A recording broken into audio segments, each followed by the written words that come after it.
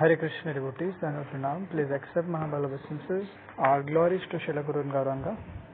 So, continuing our discussion on Srila Prabhupada's small book, Kṛṣṇa Conciousness, the matchless gift. So, we are starting with chapter number 2. Yes, it is about getting out of material mire. So, before starting our discussion, let us offer Mangalacharan prayers. Om Ajnanatimirandhasya Jnananjanashalakaya Chakshurunmilitam Yena Tasmai Shri Guruve Namah. Shri Chaitanya Manobishtam Sthapitam Yena Bhutale Swayam Rupa Kadamayam Dadati Swapadantikam Vandeham Shri Guru Shri Yuta Padakamalam Shri Kurun Vaishnavamscha Shri Rupam Sagrajatam Sahagana Raghunathanvitantam Sajivam Sadvaitam Savadhutam Parijana Sahitam Krishna Chaitanya Devam Shri Radha Krishna Padan Sahagana Lalita Shri Vishakhanvitamscha He Krishna Karuna Sindhu Dinabandhu Jagatpate Gopesha Gopika Kanta Radha Kanta Namastude Tapta Kanchana Gaurangi Radhe Vrindavaneshwari Rishabhanu Sute Deve Pranamami Hari Priye Namo Mahavadanyaya Krishna Prema Pradayate Krishnaya Krishna Chaitanya Namne Gaurituse Nama Namo Vishnupada Krishna Prishtaya Bhutale Shrimate Bhakti Vedanta Swaminiti Namine Namaste Saraswate Deve Gauravani Pracharine Nirvishesha Shunyavadi Paschatya Deshatarine Jaya Shri Krishna Chaitanya Prabhu Nityananda Shri Advaita Gadadhar Shri Vasadi Gaura Bhakta Vrinda Hare Krishna Krishna Krishna Hare Hare Hare Rama Rama Rama Hare Hare. So we are starting chapter getting out the material mire. So before start, I beg for mercy in form of prayers to all the senior devotees or devotees who are hearing this audio. So please bless me that I can repeat the words of Srila Prabhupada as it is.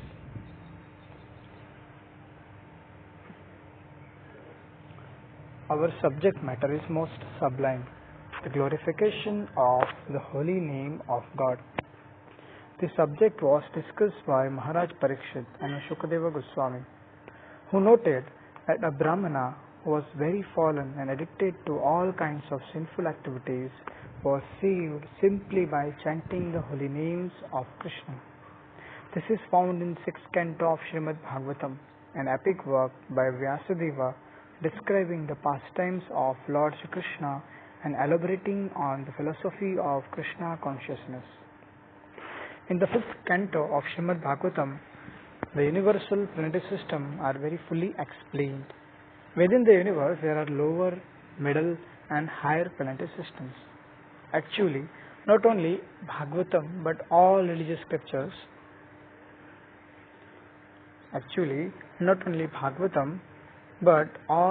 scriptures contain descriptions of hellish or lower planetary systems and heavenly and higher planetary systems. Srimad Bhagavatam gives evidence of where these planets are and indicates how far they are from this planet, just as astronomers have calculated how far the moon and other heavenly bodies are from Earth. Similarly, the Bhagavatam contains a description of various planets. Even on this planet, we experience different climatic conditions. In temperate countries, as the United States, climate is different from that of a tropical country like India. Just as there are environmental differences on this planet, there are other planets which have far different atmosphere and environments. After hearing description of such planets from Shukadeva Goswami, Parikshit Maharaj said, Aduneha Mahabhaga Yatheva Naraka Nara Nano Karanyan Yatanan Yeyatan Me Vyakhyatumarhasi. Translation. Sir, I have heard from you about hellish planets Men who are very sinful are sent to those planets. Srimad Bhagavatam, Canto 6, Chapter 1, Verse number 6. Parikshit Maharaj was a Vaishnava devotee, and a Vaishnava always feel compassion for others' distress. For instance, when Lord Jesus Christ appeared, he was greatly aggrieved by the miserable conditions of people, regardless of country or sect to which they belong. All Vaishnavas or devotees, any people who are God conscious or Kṛṣṇa conscious, are thus compassionate. Therefore, to blaspheme a Vaishnava, a preacher of God's glory, is a great offense. Krishna never tolerates offense committed at lotus feet of pure Vaishnava. A Vaishnava, however, is always ready to forgive such offenses. Kripabdhi. A Vaishnava is an ocean of mercy. Vancha kalpataru. Everyone has desire, but a Vaishnava can fulfill all desires. Kalpataru refers to a tree in a spiritual world which is called a wish-fulfilling tree. In this material world, a particular type of fruit can only be gotten from a particular type of tree. But in Krishna Lok, as well as in all other planets in spiritual sky, all the trees are spiritual and will yield whatever one desires. That is described in Brahma Samhita. Chinta Mani Prakarasadma Sukalpa Vriksha. A pure devotee, a pure Vaishnava is compared to such wish-fulfilling tree, for he can bestow a matchless gift upon sincere disciple, Kṛṣṇa Conciousness. A Vaishnava is addressed as Mahabhag, which means fortunate. One who becomes Vaishnava and is God conscious is understood to be greatly fortunate. Lord Chaitanya Mahaprabhu, chief exponent of Kṛṣṇa consciousness in this age, has explained that the living entities in various planetary systems all over the universe are rotating in different species of life. A living entity can go whatever he likes to heaven or to hell simply by preparing himself for either place. There are many heavenly planets, many hellish planets, and many species of life. Padma Puran estimates the species of life to be 8,400 lakhs, and the living entity is rotating or wandering through the species and creating bodies according to his mentality in his present life. As you sow, shall you reap, is the law of govern here, is the law that governs here. Chaitanya Mahaprabhu says that out of these numberless living entities who are transmigrating in material world, one may be fortunate enough to take to Kṛṣṇa consciousness. Kṛṣṇa consciousness is being distributed freely everywhere, yet not everyone takes to it, especially in this age of Kali. Because of this, Srimad Bhagavatam characterizes people in the age of Kali as unfortunate. Therefore, Chaitanya Mahaprabhu says that only those who are fortunate take to this Kṛṣṇa consciousness and thus attain a pleasant and blissful life of knowledge. It is the duty of Vaishnava to go from door to door to try to get unfortunate people to accept good fortune. A Vaishnava thinks, how can these people be delivered from their hellish life? That was also Maharaj Parikshit's inquiry. Sir, he said, you have described that because of one's sinful activities is put into hellish condition of life or in hellish condition of life or hellish planetary system. Now, what are these methods by which such person can be saved? This is very important question. When a Vaishnava comes, when God himself comes, or when God's son or his very confidential devotee come, their only mission is to save sinful men who are suffering. They have knowledge of how to do this. When Prahlad Maharaj met Lord Nrsimhadev, he said, Naivo dvije paradhurataya vaitaranyas tadviryajayanan mahamratimagna chitta soche tato vimukhache tasa indriyartha maya sukhaya bharam advanto vimudhan. I'm reading once again. Naivo dvije paradhurataya vaitaranyas tvadviryagayana mahamratamagna chitta soche tato vimukachetasa indriyartha maya sukhaya bharam adhavanto mimudha. Srimad Bhagavatam, Canto 7, Chapter 9, verse number 43. Translation. It is summary translation by Srila Prabhupada. My dear Lord, Prahlad began, I am not very anxious for my own deliverance. At this point, we may contract this attitude with that of the Mayavadi philosophers who are very careful that their personal salvation is never interrupted. They often think, if I go to preach and associate with others, I may fall down and my realization will be finished. Therefore, they do not come forward to preach. Therefore, they do not come forward to preach. Only the Vaishnavas come, even at the risk of fall down, but they do not fall down. A Vaishnava is even willing to go to hell to deliver conditioned souls. This is also Prahlad Maharaj's mission. He went on to say, I am not very anxious about living in this material world.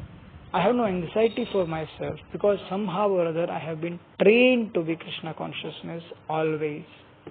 Because Prahlad Maharaj was Kṛṣṇa conscious. He was confident that in his next life he was going to Krishna. It is stated in Bhagavad Gita that if one executes the regulated principles of Kṛṣṇa consciousness carefully, it is certain that he will reach the supreme destination in his next life. Prahlad Maharaj continues, there is only one source of anxiety for me. There is only one source of anxiety for me is that I am very anxious for those who are not Kṛṣṇa conscious.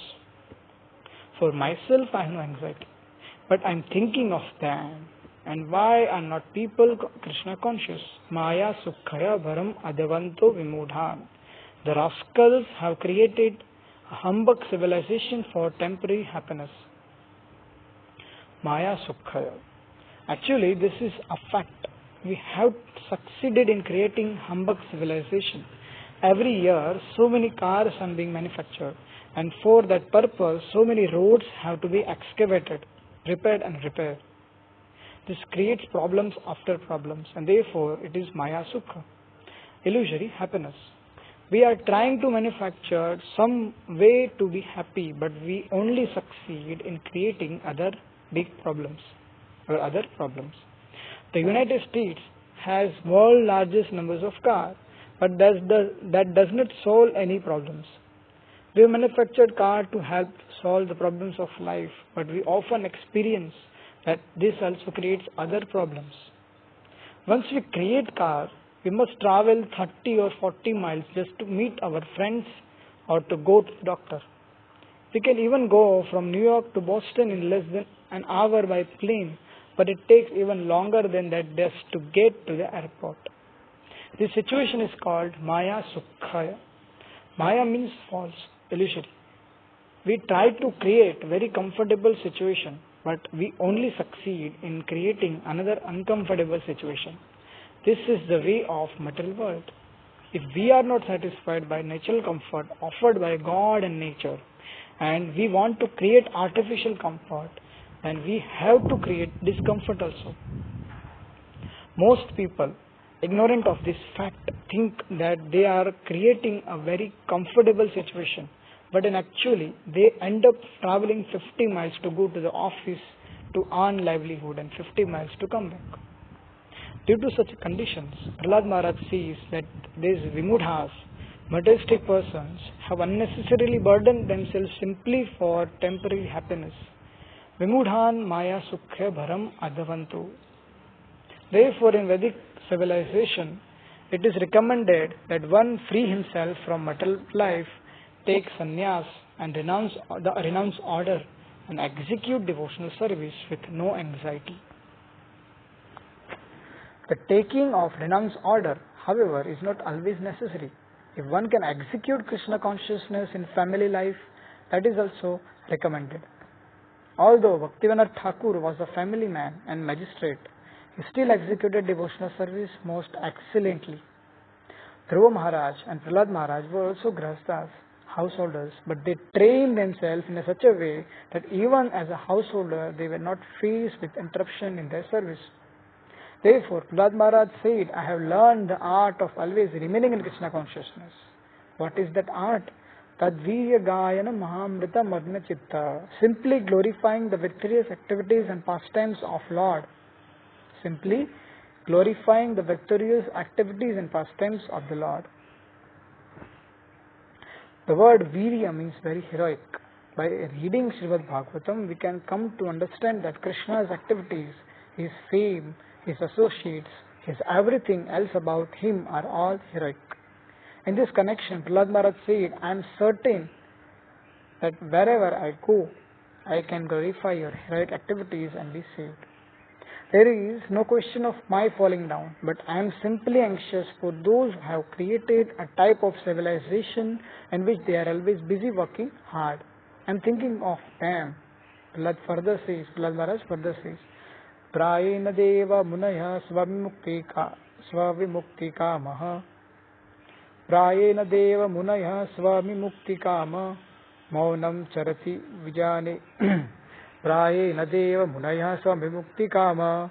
Maunam charanti vijanena partha nishtha. Naitan vihaya kripanan vimuksha eko. Nayam tvadasya sharanam brahmato nupasye. Nyayam tvadasya sharanam brahmato nupasye. I'm reading again. Prayena deva munaya svamimukti kama. Prayena deva munaya svamimukti kama. Maunam charanti vijanena parthanishtat. Naitan vihaya kripanana vimumuksha eko. Nanyam tvadasya sharanam brahmato nupasye. Translations. Summary translation by Srila Prabhupada. My dear Lord, there are many saintly persons and sages who are very interested in their own liberation. They live in solitary place like an Himalayan mountains. They do not talk to anyone, and they are always afraid of mixing with ordinary people in the cities and becoming disturbed or maybe even falling down. They think, better let me save myself. I regret that these great saintly persons do not come to the cities where people are manufactured or a civilization based on constant hard work. Such saints are not very compassionate, but I am anxious for those or these fallen people who are unnecessarily working so hard simply for gratification of the senses. Srimad Bhagavatam, Canto 7, Chapter number 9, verse number 44.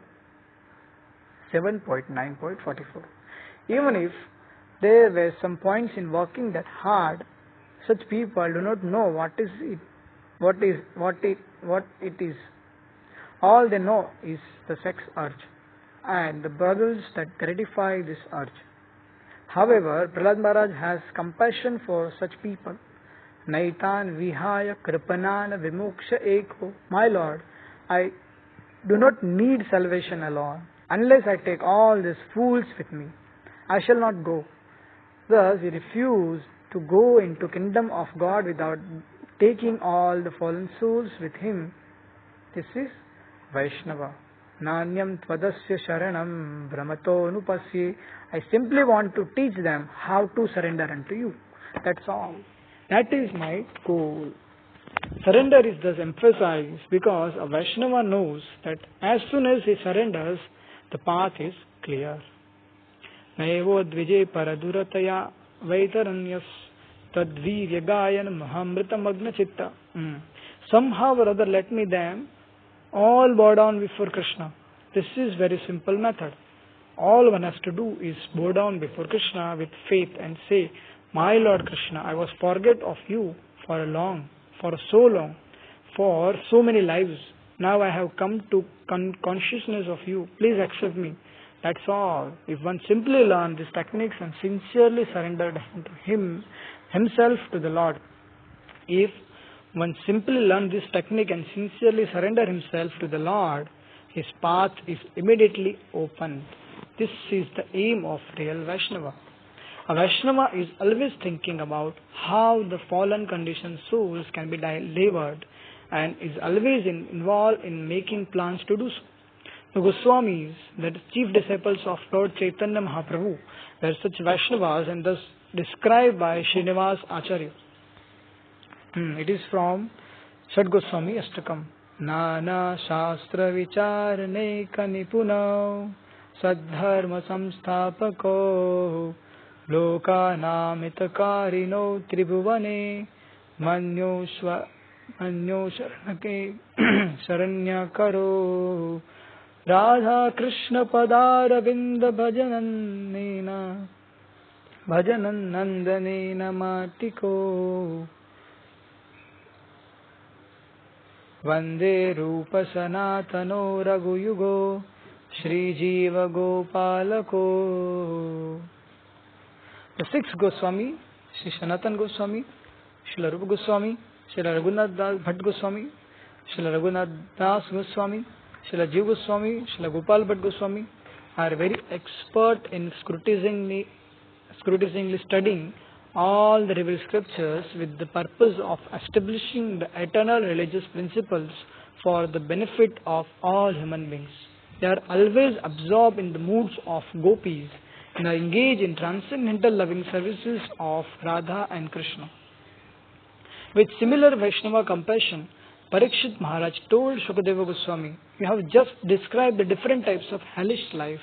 Now, tell me how those who are suffering can be delivered.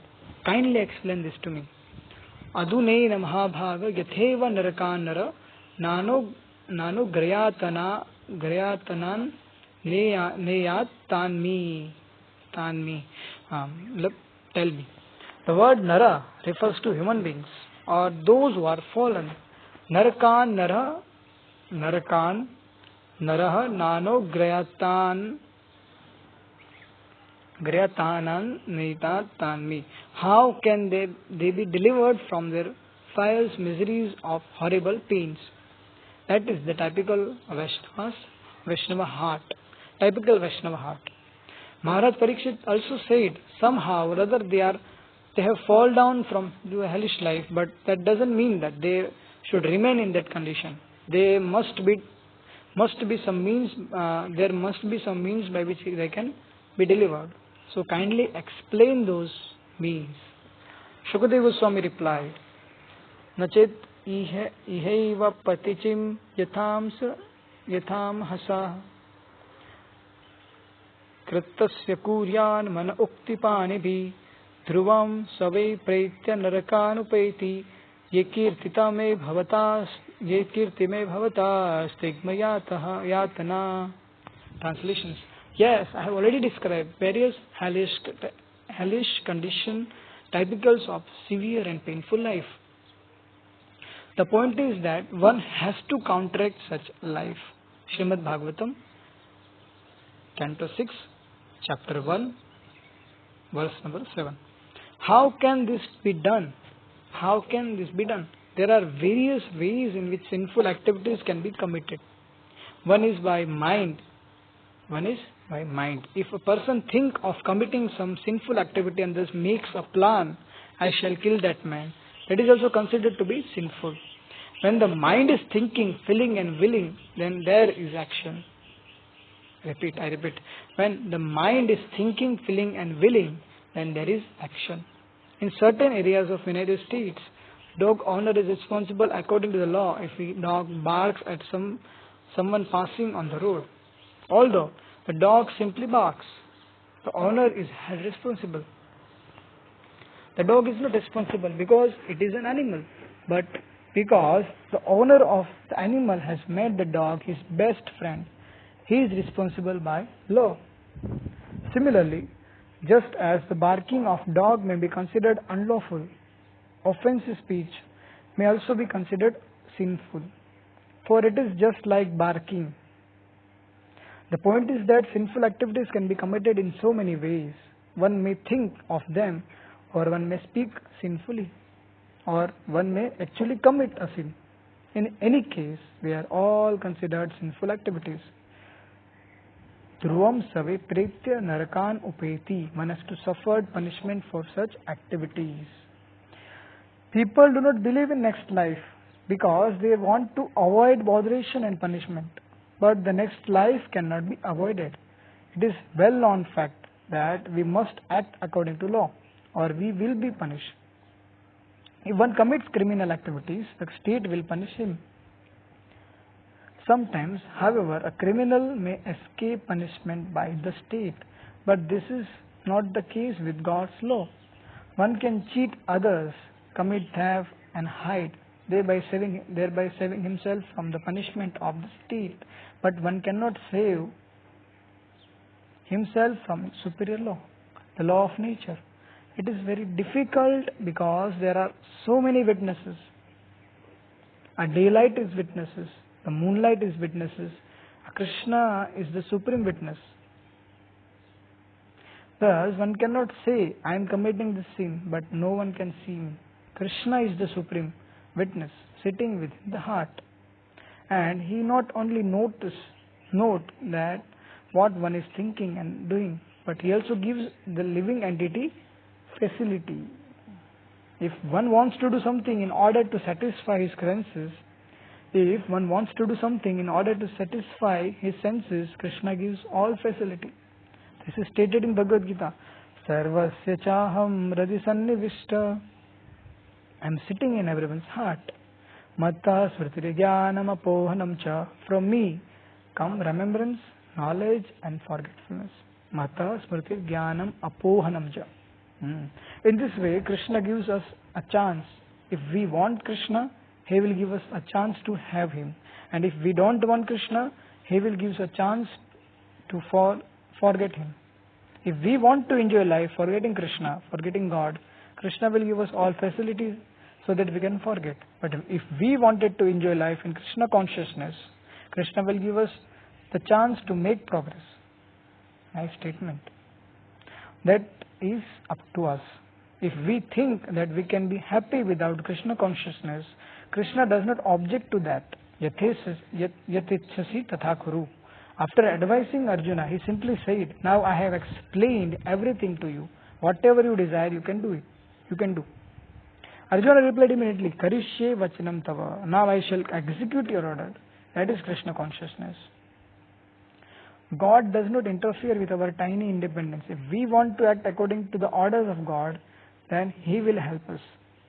Even if one falls down sometimes, if one becomes sincere, thinking from this time I shall remain Kṛṣṇa conscious and execute His orders, then Krishna will help him in all aspects.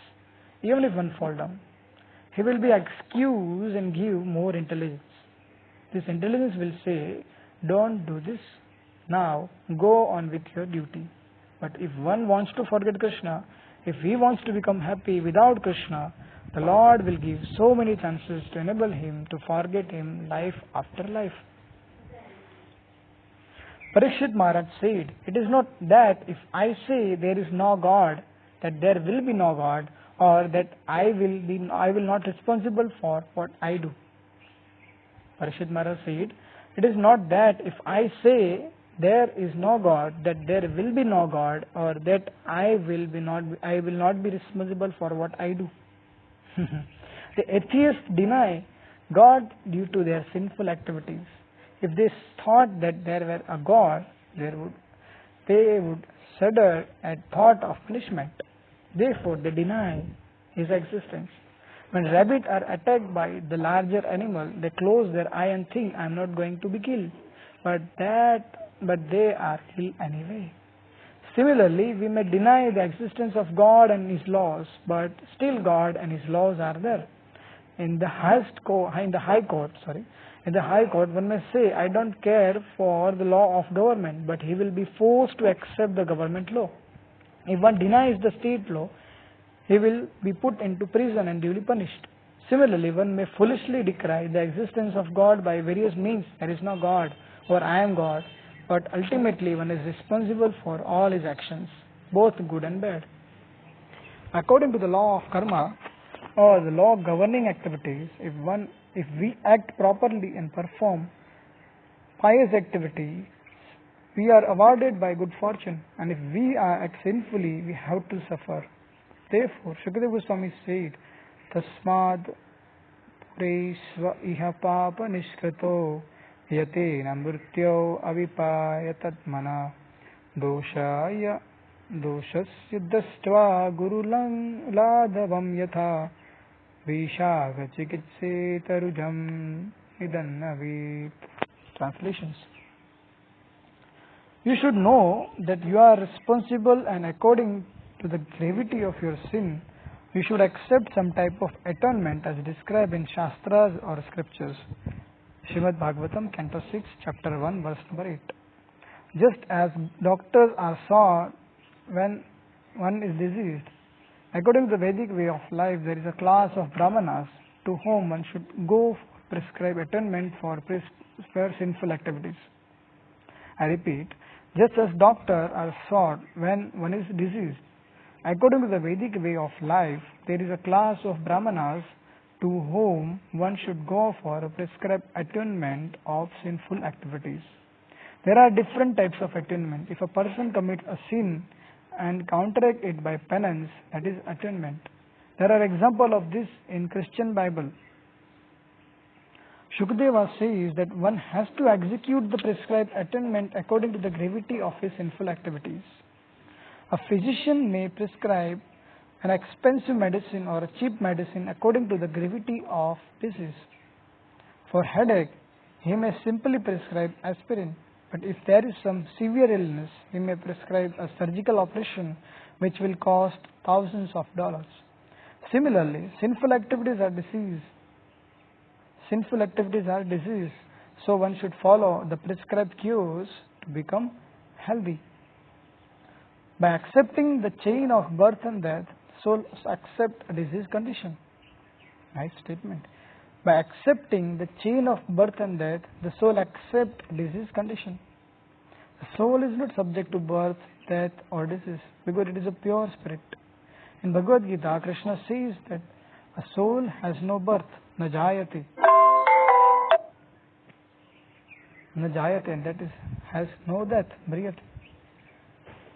This verse, na jayate, mriyate va kadachin, anayam bhutva bhavita va na bhuyah, ajoho nityah shashvatoyam purano, na hanyate hanyamane sharire. Translations.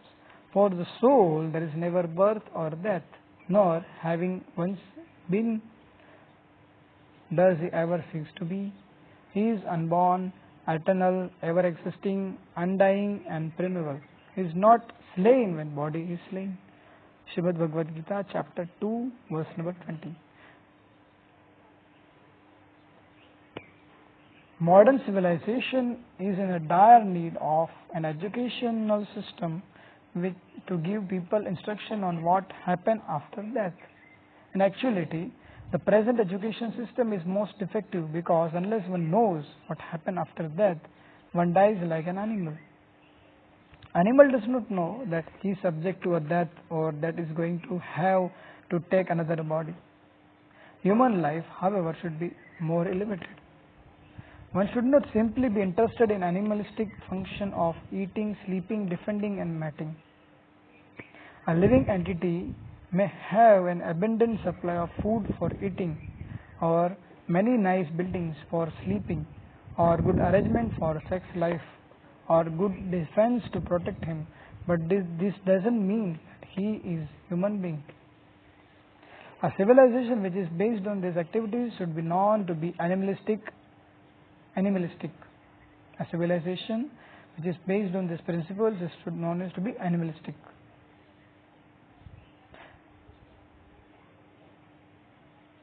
Since animals are not interested, since animals are also interested in these functions, what is the difference between human life and animal life? Human being does not go beyond.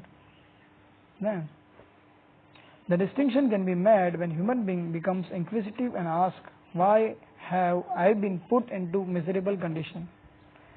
Is there any remedy for it? Or their perpetual eternal life? I do not want to die, nor do I want to suffer. I want to live very happily and peacefully. Is there any chance for this? What is the method or science by which this can be achieved? When these questions are asked and steps are taken to answer them, our human civilization is the result. If the questions never arise, then that civilization should known as animalistic or animal civilization. Animals and animalistic human beings are simply interested in continuing the process of eating, sleeping, mating and defending. But in actuality, this process is forced to break down. The fact is that there is no real defense because no one can protect himself from the hands of cruel death. For instance, Hiranyakashipu, who wanted to live forever, underwent severe austerities, but he was foiled in the end by Lord Narasimhadev, or Lord himself in the form of lionman or Narasimhadev, who killed Hiranyakashipu with his claws. So-called scientists are now claiming that sometime in the future we shall stop death by scientific methods, but this is simply another crazy utterance. Stopping death is not at all possible. We may make great advancement in scientific knowledge. But there is no scientific solution to the fourfold miseries of birth, death, old age and disease. One who is intelligent should be eager to solve these four principal problems: birth, death, old age and disease. No one wants to die, but there is no remedy. Everyone has to die. Everyone very anxious to stop the skyrocketing increase of population by employing contraceptive methods, but still birth is going on. There is no stoppages of death. There is no stoppages of birth. Nor can disease be stopped, nor can old age, despite of all latest invention in medicine. One might think that he has solved all problems of life, but where is the solution to these four problems of birth, death, old age and disease? That solution is Kṛṣṇa Consciousness. Every one of us is giving up this body at every moment, and at the last phase of giving up this body is called death. But Krishna says, Janma karma cha me divyam evam yo vetti tattvata tyaktva deham punarjanmam naiti mameti sorjuna. Translations: one who knows the transcendental nature of my appearance and activities does not, upon leaving the body, take to his birth again in this mortal world, but attain my eternal abode, O Arjuna. Srimad Bhagavad Gita, chapter 4, verse number 9. What happened to such a person? Mamiti, return to Krishna. If we are to go to Krishna, we must prepare a spiritual body. That preparation is the process of Kṛṣṇa Consciousness. If one keeps himself in Kṛṣṇa Consciousness, he gradually prepares his next body, a spiritual body, which will carry him immediately to Krishna Loka, Krishna's abode, and he will become happy living there perpetually and blissfully. So with this we have completed our chapter number 2 of the book known as Kṛṣṇa Consciousness, the matchless gift. Thank you so much for your attention.